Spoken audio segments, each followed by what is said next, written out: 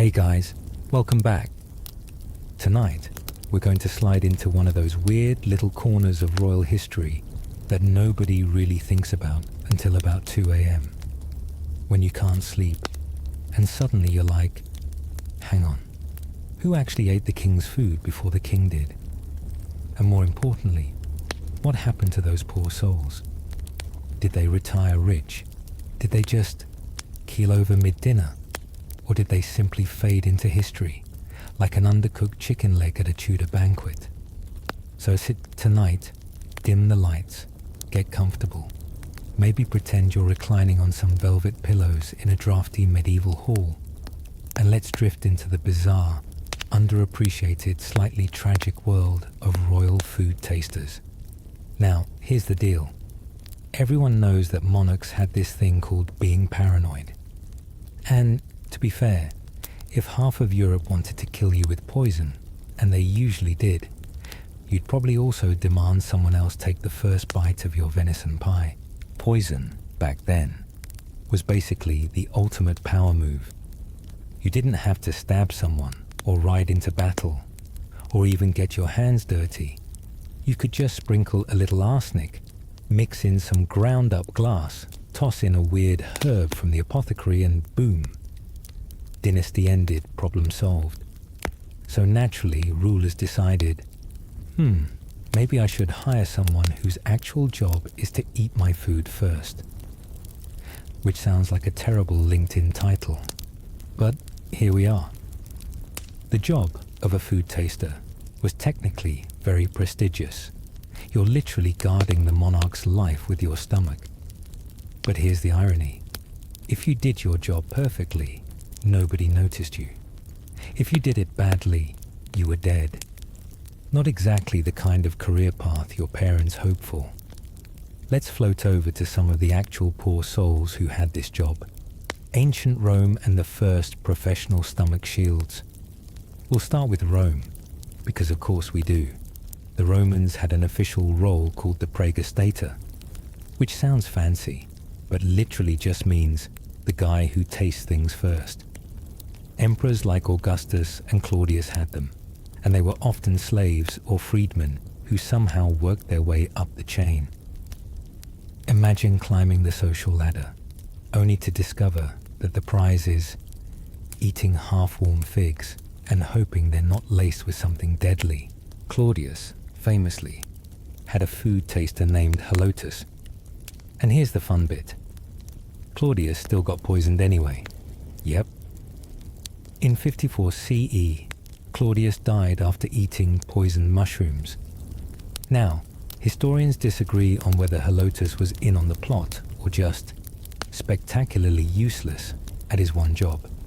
Either way, Claudius is gone. Halotus somehow survives the scandal.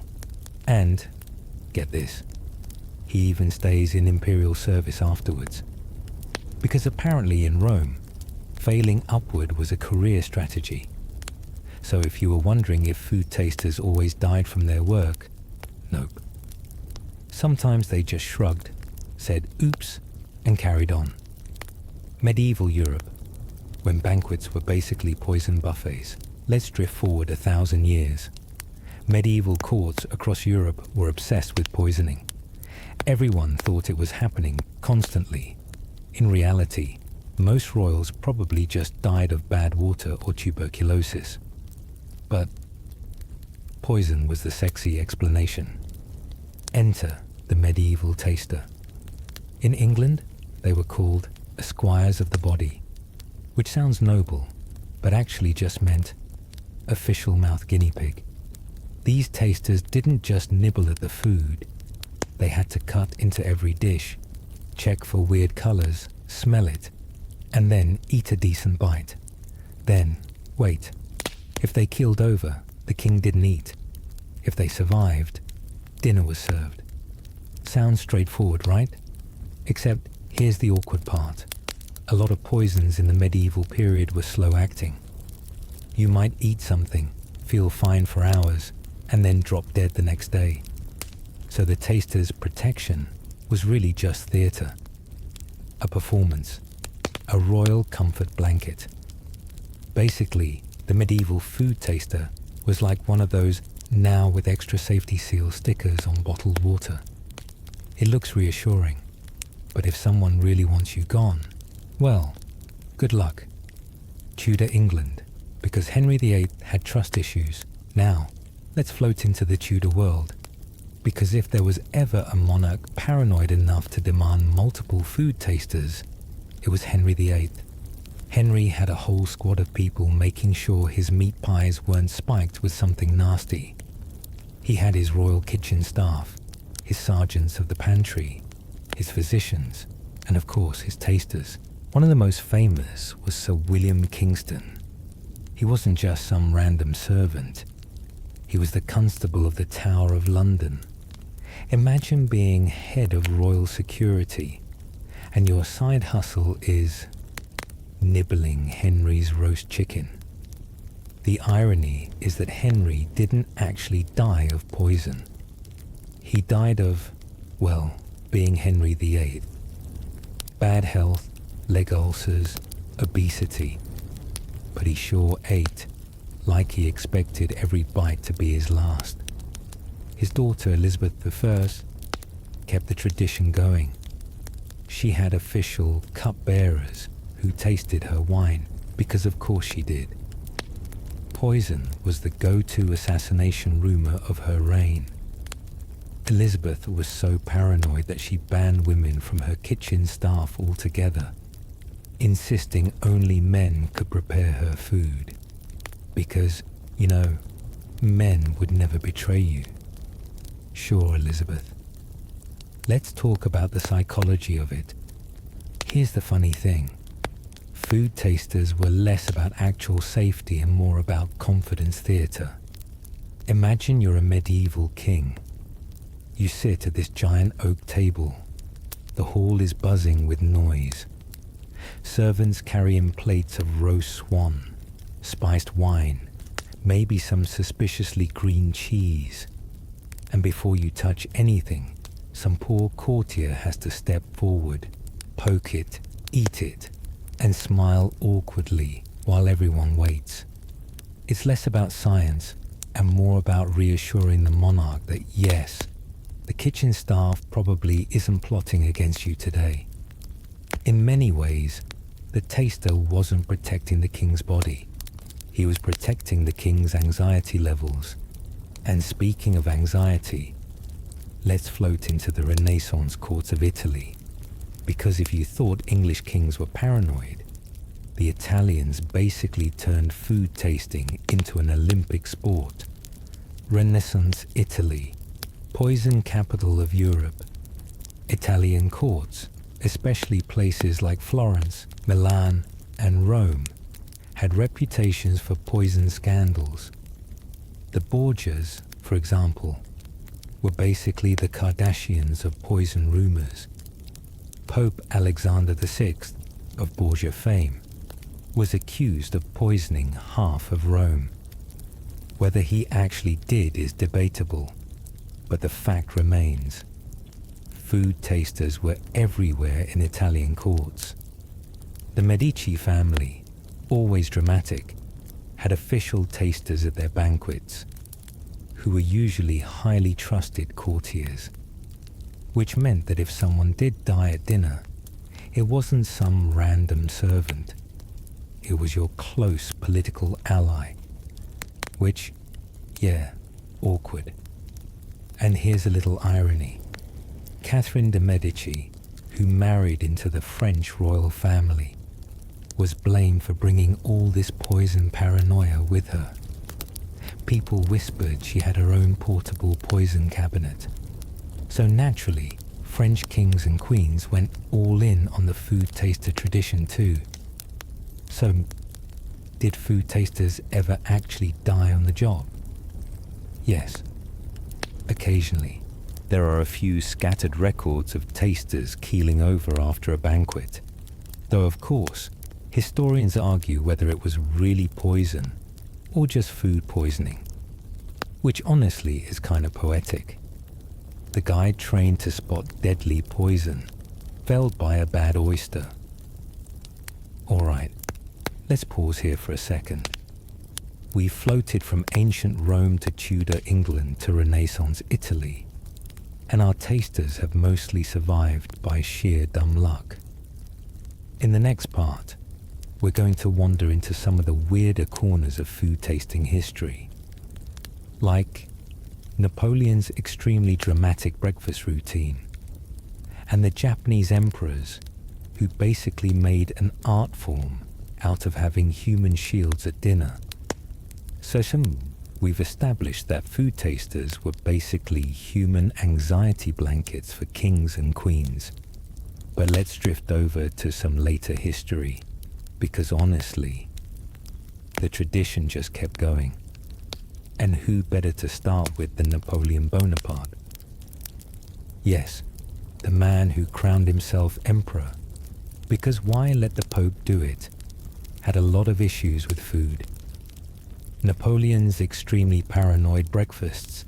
Napoleon was known for being, let's just say, selective about his meals. He wasn't a huge eater. Despite all the paintings of him standing near giant banquets, he actually ate pretty simple food. Chicken, potatoes, a lot of bread. He was basically the French world conqueror version of a picky toddler. But like every good ruler, he was convinced that somebody, somewhere, wanted him dead by poison. So he had an official taster who had to eat his meals before he did. And the guy didn't just take a polite nibble. He had to finish a whole plate of whatever was being served. So if Napoleon had roast chicken and bread, the taster ate the same portion in full, while Napoleon just sat there, glaring at him, waiting. Imagine the awkward silence of those breakfasts. Napoleon tapping his fingers, the taster chewing nervously, praying the chicken was just chicken and not arsenic a la mode. And of course, Napoleon never actually died of poison. He died in exile, possibly of stomach cancer, though conspiracy theorists insist poison was involved anyway. So the taster did his job perfectly by doing absolutely nothing. The Japanese emperors and the art of the imperial taste test. Now, let's float east. Because while Europe was busy with mushroom paranoia, Japan was also perfecting the art of food testing. In the Japanese imperial court, the role of taster was deeply ceremonial. They had people called oishi, literally great eaters, whose job was to try the emperor's meals. And they didn't just poke at the food. They had to do a whole ritual. Food would be presented, tasted, sometimes even offered to the gods first, then finally served to the emperor. The point wasn't just safety, it was about purity, ritual, and respect. Though of course, avoiding poison was a nice bonus. Even in the 20th century, this tradition lingered. Emperor Hirohito reportedly still had official tasters during World War II, which is kind of wild. Imagine being in the middle of modern warfare, atomic bombs being built, and yet still worrying that your miso soup might be spiked. Russia, the Tsars and their trust issues. Now, over to Russia. If there was ever a place where paranoia ran the show, it was the Russian court. Tsars were basically raised to assume that everyone wanted them dead, which, to be fair, was often true. Ivan the Terrible. He had multiple tasters, cupbearers, and guards at every meal. He would also randomly switch plates with other courtiers mid-dinner, just to throw potential assassins off. Because nothing says relax family dinner like your Tsar suddenly snatching your bowl of soup. Later Tsars continued the tradition. Nicholas II, the last one, had tasters too, and his whole family was surrounded by paranoia about food, drink, and medicine. Of course, in the end, poison wasn't what killed them. It was bullets in a basement, which unfortunately no food taster could have prevented. Back to England, the royal cupbearer. All right, let's circle back to England, because the British monarchy has always been very proud of its weird ceremonial jobs. The royal taster role eventually morphed into the cupbearer. This guy's job was to taste the king or queen's drinks, wine, ale, even water, which honestly was probably the most dangerous of all, given medieval water quality. The tradition hung around well into the modern era. Even Queen Victoria reportedly had a form of taster. Usually one of her physicians would sip her wine before she did. Today, the British monarchy doesn't officially use food tasters anymore. But at big state banquets, every dish is still checked, inspected, and sometimes sampled before reaching the royal table. Because let's face it, if you're serving King Charles III, you're not sending out a mystery casserole without a test run. A job nobody wanted, except when they did. Now, here's a weird irony. You'd think being a food taster was a nightmare job. High risk, low reward, constant indigestion. But actually, in many courts, it was a prestigious role. Why? Because it meant you were close to the monarch. You were in the room, at the table, handling their food and drink. That kind of access was rare and powerful. Many tasters were nobles, trusted courtiers, or high-ranking servants. It wasn't a random kitchen boy. It was someone the monarch actually liked, or at least liked enough to let them swallow first. And if you survived long enough, you could leverage that position into wealth, influence, even titles. So ironically, some people actually wanted the job. It was like being a royal bodyguard, but instead of blocking arrows, you just risked really bad soup. The weird science of poison paranoia. Let's drift into a little chemistry, because this is where it gets kind of funny. The poisons people worried about were things like arsenic, mercury, and hemlock. Some of them kill quickly, some kill slowly. And then there were all the so-called poisons that weren't actually poisonous at all. For example, people genuinely feared that crushed diamonds could kill you if eaten. Spoiler: diamonds are basically indestructible crystals. They just pass through your system like very expensive glitter.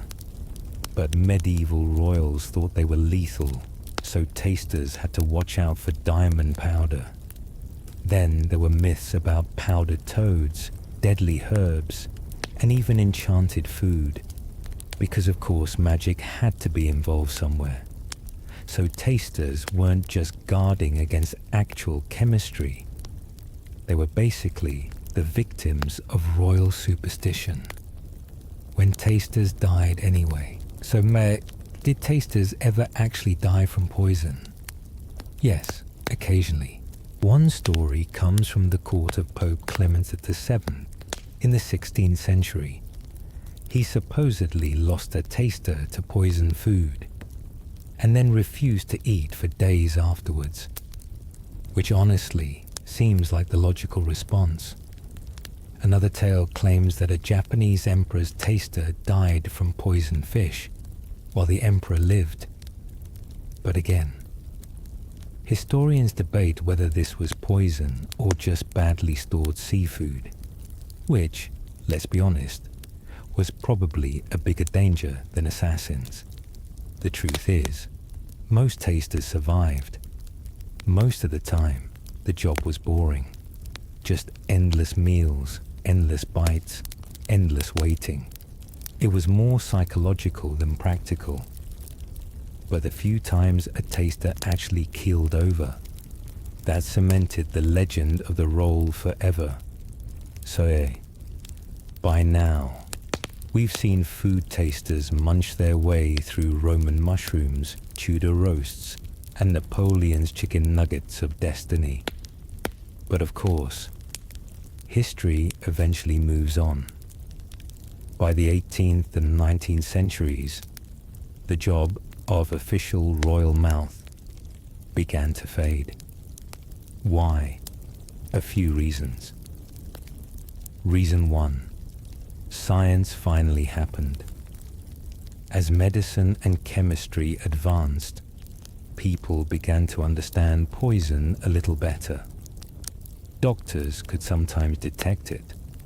Apothecaries had actual antidotes, and food preparation became slightly less chaotic. Don't get me wrong. People still died of bad meat constantly, but there was a growing sense that maybe you didn't need to ruin some poor noble's evening by making him chew your dinner first. And with advances in food storage, refrigeration, and a little thing called hygiene, the dangers shifted, less about being assassinated by powder in your stew, and more about everyone just dying slowly from lead pipes. Progress. Reason 2. Royals calmed down a little.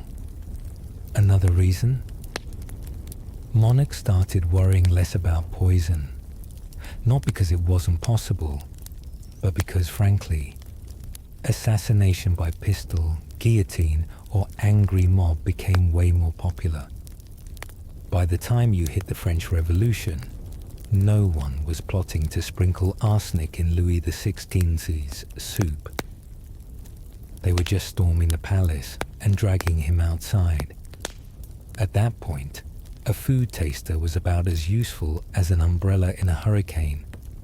So gradually, the ritual of food tasting shrank. It went from an everyday dinner performance to a ceremonial gesture at big banquets, state dinners, and coronations.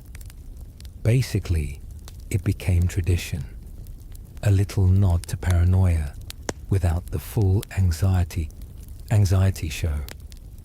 Reason 3. Bureaucracy took over.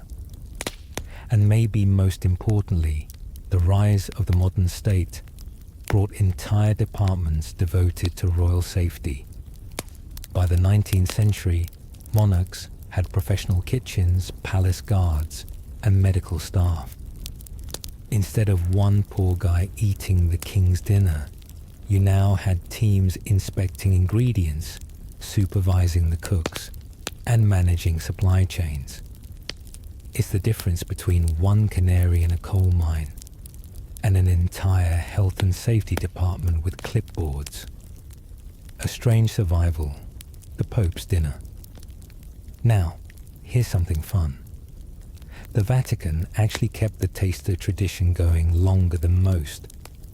For centuries, the Pope had an official food taster, usually one of his personal attendants, who would sample wine and dishes at banquets. And technically, the office still exists today in a ceremonial sense. Of course, modern popes are more worried about paparazzi than poison, but the symbolism is still there. Because, let's face it, if you're the Pope, people have been trying to poison you since about the year 900. Old habits die hard. The last royal tasters. So when did monarchs officially stop having tasters? Well, they kind of didn't. Even in the 20th century, royal households still quietly use variations of the role. For example, Emperor Hirohito of Japan had tasters during World War II, as we mentioned earlier. In Britain, Queen Elizabeth II didn't use tasters regularly, but her food was always checked by trusted staff. sometimes sampled in small amounts before serving. And at big international banquets, dishes are still tested by chefs and officials to this day. So while the Sir William, take a bite of my roast goose and tell me if you die tradition is gone, the concept hasn't totally vanished. The modern political food taster now. Here's where it gets kind of hilarious. Because while monarchs slowly retired the job, modern presidents and prime ministers brought it back. Take the United States. The Secret Service famously has a system for protecting the president's food. At state banquets abroad, they'll sometimes bring their own chefs. They'll inspect kitchens, ingredients, and yes, occasionally taste test. Barack Obama once joked about this. On a trip to Japan, he wasn't able to eat sushi at a famous restaurant because the Secret Service couldn't guarantee it was safe. Imagine being in Tokyo, surrounded by some of the best sushi in the world, and being stuck with a pre-approved cheeseburger. And then there's Vladimir Putin.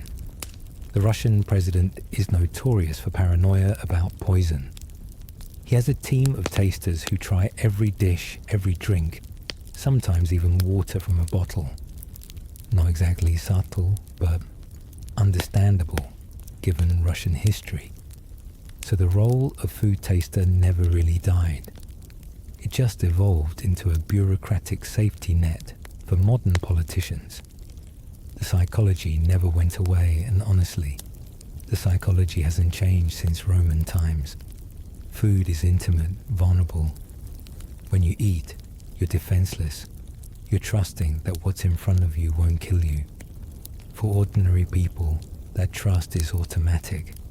But for rulers, surrounded by enemies, every bite feels like a gamble. That's why tasters existed.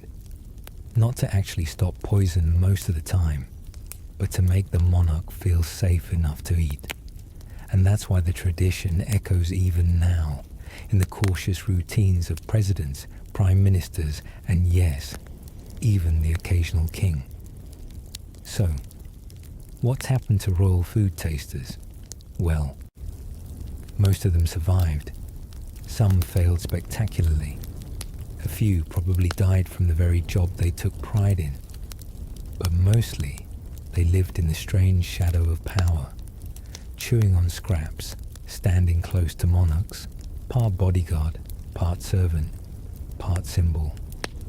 They weren't heroes, they weren't famous, but they were there, night after night, bite after bite, reminding everyone that paranoia is just another dish on the royal menu. So far, we've drifted across centuries of royal dinners, but we've only skimmed the surface of the actual people who had to live this role. Tonight, let's settle in with some case studies. Tasters who became infamous, forgotten, or just tragically unlucky. Because honestly, history's most anxious monarchs always left a trail of half-digested anecdotes. Halotus, the Roman who ate mushrooms for a living. Let's go back to Rome for a minute. Our friend Halotus, the pregustator of Emperor Claudius, deserves more than a casual mention. Claudius, as you may remember, was a man who somehow survived to become emperor despite being considered too weak and stupid by much of his family. He wasn't. He was actually pretty clever, but still, people didn't exactly respect him. So he hired Halotus as his food taster, because naturally, if you're paranoid enough to think your own wife might poison you, you want someone else taking the first bite. Which is exactly what happened. In 54 CE, Claudius ate a plate of mushrooms, got violently ill, and died soon after. The story goes that Agrippina, his wife, arranged it. Because of course she did. She wanted her son Nero on the throne. Now, here's the awkward bit. Halotus was right there. He ate the same mushrooms, and yet he didn't die, which led to two possible conclusions. He was in on it, or he was just really lucky. Romans weren't sure. Some accused him of treachery. Others shrugged and said, hey, maybe he got the safe mushrooms. But here's the kicker. Halotus wasn't punished. He stayed in his role, survived the scandal, and went on tasting for Nero, which, frankly, feels like failing your job in the most spectacular way possible and still getting a promotion. So, what happened to Halotus? He lived, probably indigestion, a lot of awkward glances at banquets, and the eternal memory of watching his boss die of mushrooms he didn't. The papal tasters, holy mouths of Rome. Let's drift into the Vatican. For centuries, the Pope had his very own food taster, which, in hindsight, feels both deeply ironic and deeply necessary. The papal taster was usually a trusted servant or cleric who sampled wine and food at papal banquets. Sometimes it was even a nobleman, because the role was considered prestigious. Pope Clement VII, in the 1500s, reportedly lost a taster to poison. Though again, it may have just been bad food. Rome's kitchens weren't exactly Michelin-starred. The story was that Clement refused to eat for days afterward, convinced every plate was out to get him. And Pope Alexander VI, yes, the infamous Borgia Pope, was surrounded by poison rumors his entire life. Some say he died from his own poisoned wine at a banquet, which, if true, means his taster either failed spectacularly or quietly stepped aside that day. The irony here.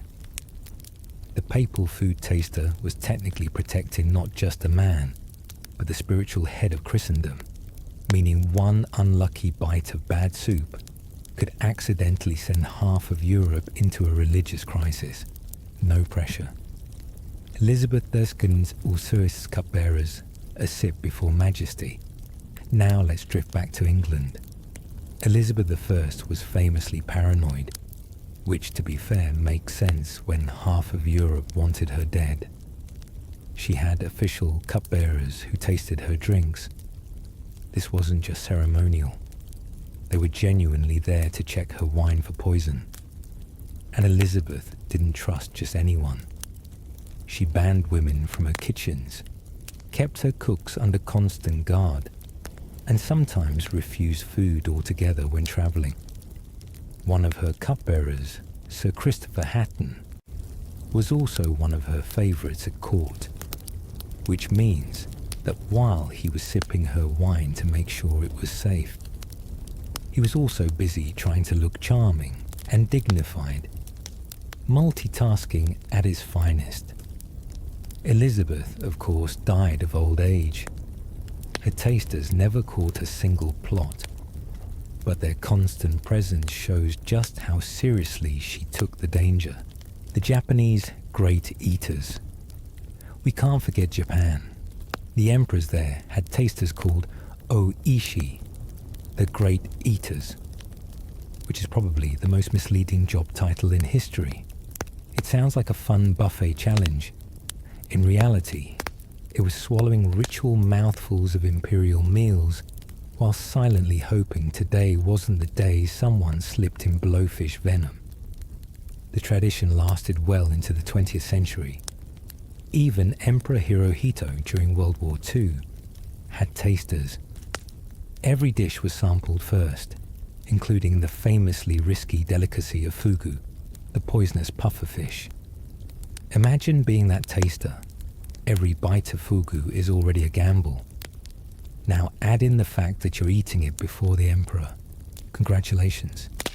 Your dinner is basically Russian roulette with chopsticks. The case of Charles VI of France, Mad King, Mad Meals. Another curious case, Charles VI of France, also known as Charles the Mad. This was a king who thought he was made of glass, who sometimes ran screaming through the palace, and who believed enemies lurked everywhere. Naturally, his paranoia extended to food. His tasters had to sample everything, often multiple times, which honestly probably made banquets very slow affairs. Charles himself would sometimes refuse food entirely, convinced it was cursed. So, in this case, the tasters didn't just protect the king, they also stood as the king's excuse. Look, Your Majesty, we ate it. We're fine. Please eat something. Did it work? Sometimes. Other times he just stared into space, muttering about how the plates were trying to kill him. Not exactly reassuring for dinner guests. When tasters were the scapegoats, here's the darker side. When poison did kill a ruler, tasters often got blamed, even if it wasn't their fault, even if the poison was slow acting, even if it wasn't poison at all. They were convenient scapegoats. If the king died, you punished the man who ate his food first. Simple. Which means some tasters probably died because they didn't die fast enough. A grim little irony. Your job was to die before the king, and if you didn't, you'd still get punished. So, what happened to royal food tasters? Sometimes they survived long enough to retire comfortably. Sometimes they became infamous, like Halotus. Sometimes they were scapegoated, forgotten, or written out of history. But always they lived in that strange, awkward space between privilege and peril, eating the first bite of history's most paranoid meals. So, we've nibbled through history's most paranoid dinners. We've met Halotus, the Romans, the Tudors, the Borgias, the Qajars, the emperors of Japan. We've watched tasters live, die, fail, succeed, and mostly just chew nervously in the background. Now it's time to slow down, dim the lights a little more, and think about the bigger picture. Because food tasters weren't just people with unlucky forks. They were symbols. Eating as a political act. Here's the thing about rulers. Every single thing they did was political. Even eating, sharing a meal, was a performance of power. When the king ate in front of you, he was showing off wealth, authority, divine favor. But if he refused to eat, if he was too afraid of poison, that performance collapsed. The banquet became a stage for paranoia, weakness, fear.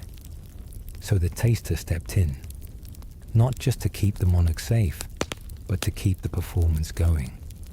A silent reassurance that, yes, the food is safe, the kingdom is stable, everything is fine. In that way, tasters were less about the stomach and more about the image. The ritual of trust. There's also something deeper here. Eating is trust. When you sit at a table and eat food someone else cooked, you're trusting them with your life.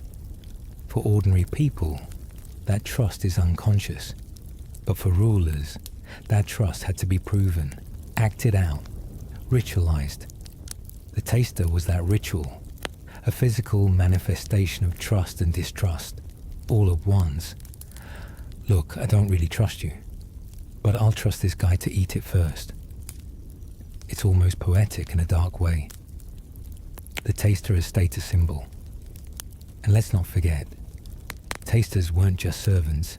In many courts, they were nobles, courtiers, men of status. It was considered an honor to risk your life in this way. Strange, isn't it?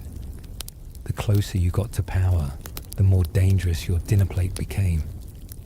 Being near the king meant prestige and possibly arsenic. It was like living on the edge of a volcano. The view was amazing, but you could burn at any moment. Why the job faded, so why did the role eventually disappear? Not just science, not just bureaucracy, but because monarchs stopped needing the performance. By the 19th and 20th centuries, royal power wasn't absolute anymore. Kings and queens were figureheads, constitutional rulers, ceremonial presences. They didn't need to prove their invulnerability at every meal. They just needed to smile, wave, and occasionally cut a ribbon. So the taster quietly faded, absorbed into modern food safety, secret services, and polite state dinners. But did it ever really end? And yet, the ghost of the food taster still lingers. Every time the Secret Service checks the president's burger, every time a state banquet kitchen is locked down and inspected, every time a royal dish is sampled just in case, the role still exists, just less visible, less personal, more institutional. The modern food taster is a team, a system, a department, which somehow feels less romantic, but also less likely to end with someone face down in mushroom stew. What happened to royal food tasters? The final answer. So let's drift back to the question. What happened to them? They lived strange, quiet lives at the edge of power. They were both expendable and essential. They were symbols of paranoia, trust, and the weird rituals of monarchy. Some died for it, some failed at it. Most just chewed their way into obscurity.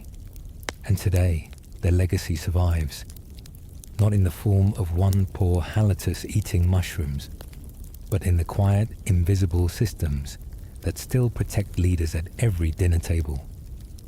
Closing thoughts. So tonight, as you drift into sleep, imagine the banquet halls, the flicker of torches, the clatter of silver plates, the anxious monarch eyeing his stew, and beside him a loyal courtier taking the first bite. A strange job, a dangerous honor, and one of history's quietest, weirdest traditions. And with that, rest easy, friends. Your midnight snack is probably safe.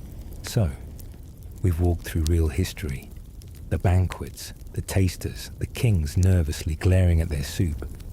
But food tasters also live in a shadow world of myths, rumors, and literature. Because, let's be honest, nothing says good story like someone keeling over at a feast. Poison banquets in legend. In folklore, poison banquets are everywhere. The feast is always glittering. The goblet's always full. And then, someone drops face first into their venison. Medieval chroniclers loved these stories. They didn't need proof. Just the suspicion was enough. If a duke died suddenly, they'd say, "Ah yes, poisoned wine at the banquet." Sometimes the poison was blamed on rivals. Sometimes on a scheming wife. Sometimes on sorcerers, witches, or even demons slipping poison into a cup. Reality check?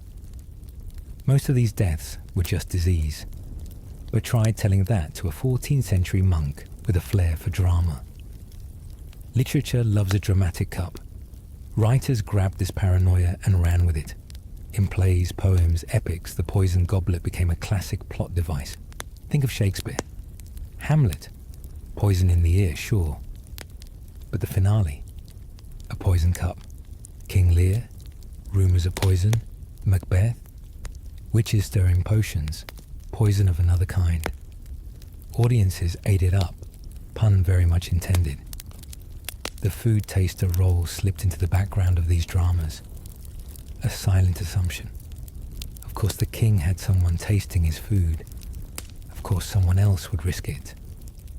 The taster didn't even need lines. Their very existence said everything. This was a dangerous table. The weirdest banquet rumors history also left us with banquet rumors that read more like bedtime fables. One tale claims that a duke once died after eating a poisoned pear, left on his pillow as a gift. Another says a Venetian noble died from poisoned gloves, which isn't dinner, but close enough to the paranoia vibe.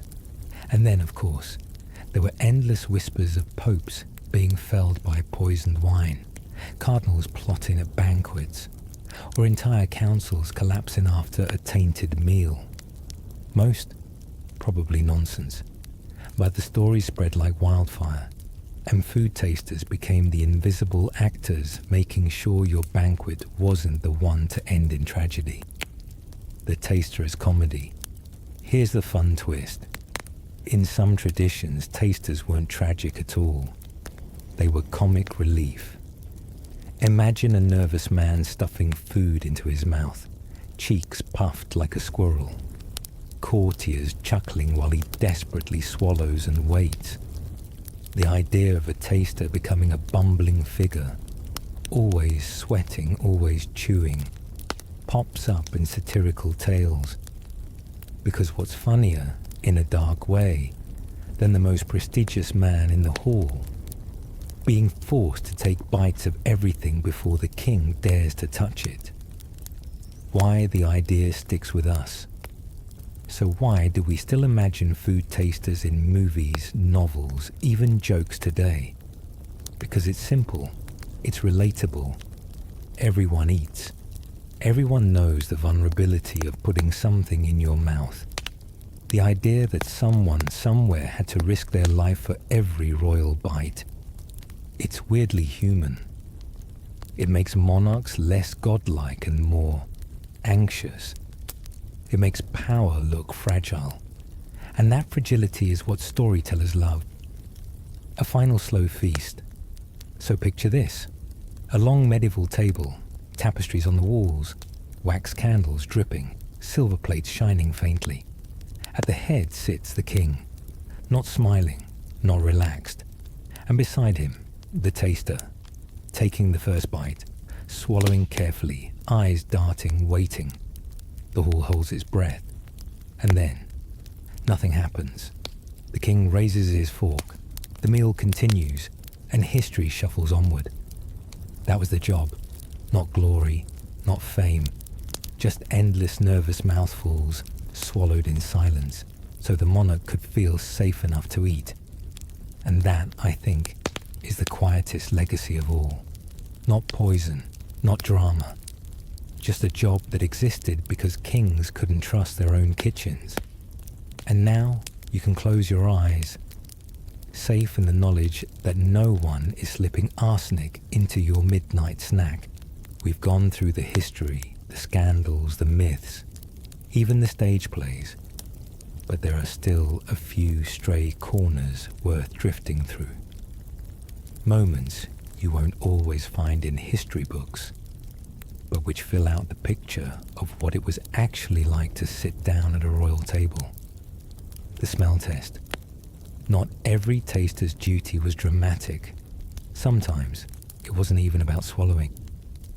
In many courts, the first step was simply smelling the food. Picture it. A gilded dish arrives at the high table. Before the king even looks at it, a taster leans forward, inhales deeply, and nods. If it smelled wrong, the dish was gone. If it smelled fine, then came the bite. It sounds simple, but imagine the pressure. One sniff, and you're supposed to decide whether the stew is safe for the King of France. That's not so much career path as career trap. The silver utensils. Another layer of protection came from the tools themselves.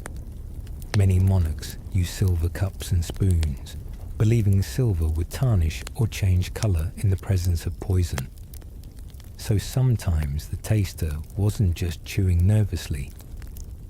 He was also watching the goblet, waiting for it to darken like a storm cloud. Did it work? Of course not. But like so much of this tradition, it wasn't about results. It was about ritual. The ritual of hand-washing banquets weren't only about food. They were about ceremony. At many royal feasts, water was brought in golden ewers, poured over the king's hands before he ate. The taster sometimes stood by during this too. Another layer of reassurance that everything from food to water to soap was safe. So imagine the rhythm of it, the washing, the sniffing, the tasting. And finally, the king takes his bite. It wasn't just dinner, it was theatre, The curse of oysters. We've already mentioned oysters, but they deserve their own sleepy sidebar. Oysters were a medieval delicacy, and like all raw seafood, they were also a gamble. Several accounts mention tasters collapsing after oysters, which may or may not have been poison. The irony, of course, is that oysters were thought to be an aphrodisiac, so kings ate them to feel vigorous, and then sometimes ended up dead. Romance and ruin, all in a single shell. Banquet as a stage for death. There's something almost literary about it. So many monarchs feared death at the dinner table, because banquets weren't private. They were public displays. If you died on the battlefield, that was one thing. If you died in bed, perhaps peaceful. But if you died at your own banquet, surrounded by nobles and servants, that was humiliation. And humiliation was what monarchs feared almost as much as death itself. That's why tasters mattered. They weren't just protecting the king's life, they were protecting his dignity. The silent survivors. And yet, almost all tasters slip through history silently. They don't have chronicles, portraits, memorials. They weren't the focus, they were the background. Occasionally, a name like Halotus sneaks out of the shadows, but mostly we don't know them. They were nameless figures at great banquets, chewing in silence, forgotten once their stomachs survived the evening. There's something strangely poetic about that. Their job was literally to disappear into history. And now, the long fade. As centuries passed, the role thinned out. Less about chewing, more about symbolic gestures. Until today, it's mostly gone. But the echoes linger in little details. The locked kitchens of Buckingham Palace, the security checks of the White House, the quiet rituals of modern leaders who still don't trust their plates entirely. It's not called food tasting anymore, but the ghost of it is still there.